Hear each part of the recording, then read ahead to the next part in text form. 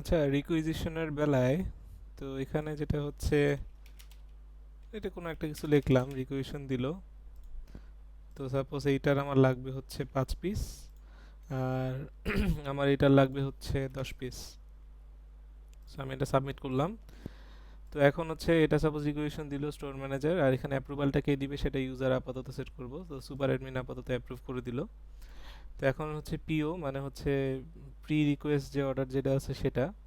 তো এখান থেকে অ্যাড নিউতে গেলে, তো এটা প্রিভিয়াসগুলো আমি ক্লিন করে দিই। তো ইম্পোর্ট হচ্ছে ওই রিকুইজিশন আইডি দিয়ে সার্চ করলে চলে আসতেছে।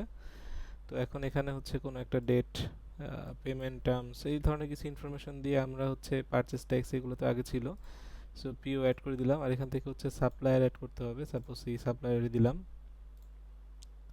সো পিও ক্রিয়েট হয়ে গেল। তো পিও হচ্ছে এরকম দেখতে। তারপরে অ্যাড পারচেস বা লিস্ট পারচেস যেটা, সেটা মেইন, যেটা হচ্ছে জিআরএন এবং অ্যাকাউন্টসে হিট করবে। তো এখান থেকে হচ্ছে ওই প্রথম যে পিও সেটা নিলাম। এখানে প্রফিট মার্জিন এগুলো সেট টেট করা যায়। আর এখানে হচ্ছে শিপিং চার্জ আমরা এখান থেকে সাপোজ 500 অ্যাড করলাম, এবং এখানে সাপ্লায়ার এরকম। তো এখানে পেন্ডিং আছে। আর এখান থেকে কোনো একটা ডকুমেন্টস সাপোজ আপলোড করলাম, সাবমিট দিয়ে দিলাম পারচেস অর্ডার। তো এখানে পারচেস অর্ডারে দেখাচ্ছে যে জিআরএন প্রসেস হচ্ছে পেন্ডিং, এবং পেমেন্টের অবস্থা এরকম। তো এখন আমরা এটাকে চাইলে এডিট করতে পারি। এডিট করে ড্রাফট আছে, তার মানে এখন আমরা অর্ডার ডেট যদি দিয়ে দিই, তাহলে এখানে এটাকে স্ট্যাটাসটা আপডেট করতে পারি, অর্ডার হয়ে গেছে। তো অর্ডার দিলে হচ্ছে আমরা রিসিভড গুডস এইগুলা নিয়ে কাজ করতে পারবো আর কি। যেমন এখানে ক্লোজে চাপ দিলে মার্কেট ডিওএস কমপ্লিটেড, আইটেমসগুলি ক্যান্সেল একটা অপশন আছে। সো এইরকম কাজ করা যেতে পারে। আর এখান থেকে যদি আমরা রিসিভড বা ডেলিভার্ড এগুলো দিই, এগুলো চেঞ্জ করা যায়। তো আমরা এখানে রিসিভ গুডসে ক্লিক করলে এখান থেকে দেখতে পারবো যে রিসিভ হয়েছে কিনা। তো এখন কয়টা আইটেম চাইছিলাম, এর ভিতরে যদি আমি 4টা দিই, এর মধ্যে যদি আমি 3টা দিই, তাহলে এখানে ওই জিআরএন এর বিষয় দেখাবে যে কতগুলার ভিতরে কতগুলা পাইছি। সো এখানে হচ্ছে আমরা ওই ভিউতে যদি ক্লিক করি, তো তখন আর কি ফুল আইটেমটা দেখাবে। এটা এখনো কোনো ইনভয়েস হয় নাই। তো এটার বিলটা যদি ক্রিয়েট করতে যাই, তখন আমরা ইনভয়েস নাম্বার, ইনভয়েসের একটা ডেট, এবং ইনভয়েসের পিডিএফ বা ইমেজ একটা আপলোড করে এটা বিল দিয়ে দিলাম। তার মানে এটার অ্যাটাচমেন্ট বিল অ্যাকাউন্টসে হিট করবে আর কি। তো আর এখান থেকে আমরা পেমেন্ট অ্যাড করতে পারবো। পেমেন্ট আবার এখান থেকেও অ্যাড করা যায়, যে ইনভেন্টরি আমরা এখান থেকে লিস্ট পারচেসে গেলাম। তো এখানে হচ্ছে অপশন আছে যে এই ভিউ পেমেন্টসে ক্লিক করলে পেমেন্ট কয়টা আছে, আর অ্যাড পেমেন্টসে ক্লিক করলে এখান থেকে আমরা পেমেন্ট দিতে পারি। তো এখানে পেমেন্ট অ্যাকাউন্ট আছে সাপোজ।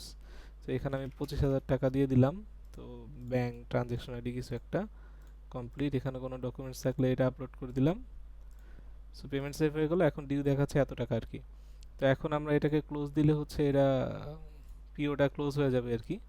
সো এখান থেকে সব দেখাচ্ছে পিও টিও এগুলো ক্লোজ হয়ে গেছে।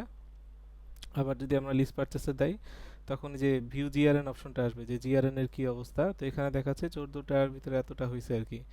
যে এইখানে 4টা বা এরকম ওইগুলো আইটেমের ভিতরে দেখাচ্ছে যে কয়টা আসলে রিসিভ রিসিভ করছি আর কি। তো এগুলো নিয়ে একটু কাজ করতে হবে। প্রোডাক্টসে যদি যাই, সাপোজ এই যে অ্যাপলের এই প্রোডাক্টটা যদি যাই, সো আমরা এখানে ভ্যারিয়েন্স স্টকে গেলে ওইখানে আইটেমগুলো দেখতে পারবো। স্টক ম্যানেজমেন্টে যদি যাই, সেখানেও আসলে আইটেমগুলো দেখাবে আর কি। যেমন এখানে এই যে ইনক্রিজ হচ্ছে, কতগুলো ইনক্রিজ হচ্ছে জিআরএন থেকে আসছে। তো এখানে একটু ক্যালকুলেশনগুলো ফুল চেক করলে জিনিসটা হয়তো বা ইয়া করা যাবে, যে সবগুলো ঠিক আছে কিনা।